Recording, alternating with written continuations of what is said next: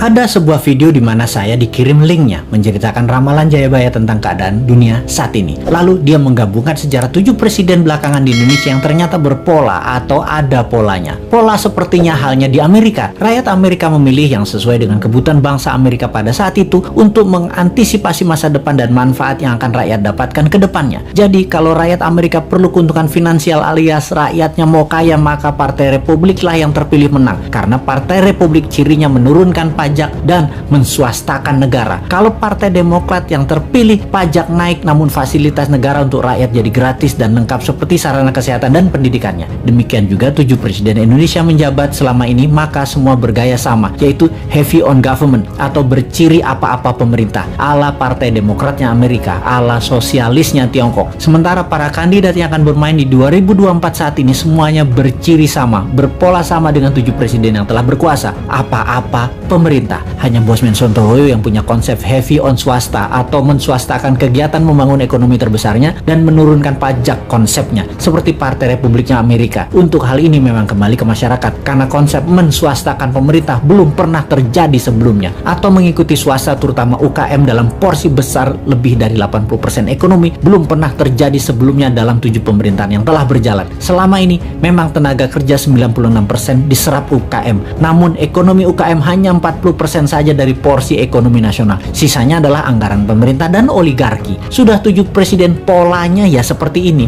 Belum pernah UKM naik kekuatannya menjadi menguasai ekonomi ke 80% atau naik 100% dari sekarang, atau 2 kali lipat kekuatan ekonomi saat ini yang bisa membuat GDP per kapita naik dari $4.000 menjadi $8.000 dalam sekejap. Sungguh, kalau mau UKM menang, juga pajak turun. Ya tidak pakai siapapun yang mencalonkan di 2024 yang saat ini ada di etalase calon presiden. Tapi entah bagaimana, bangsa Indonesia apakah mau berubah atau tetap, ya belum tahu juga. Apakah efek corona yang meluluh lantakkan ekonomi saat ini dan mengambiarkan kesehatan masyarakat saat ini yang dikelola oleh pemerintah yang menjabat atau oleh masyarakat masih layak menjabat ke depannya di tahun 2024? Ya terserah rakyat. Jadi kita biarkan sampai 3 tahun ke depan aja. Kita lihat di tahun 2024 akankah memilih calon dari yang ada di etalase saat ini yang berciri sama dengan 7 presiden yang lalu, atau pilih calon-calon baru yang berciri baru bahkan beda seperti ala Sontoloyo misalnya. Tentunya bukan Bosman ya, dia mah nggak pantas, orang pedagang recehan dan provokator doang bisanya. Ciri presiden yang lalu-lalu adalah kuat hutang pinjaman dari negara lain. Dulu banyaknya ke IMF, sekarang malah 2, IMF dan Tiongkok. Dan nanti kalau yang jadi salah satu dari kandidat yang ada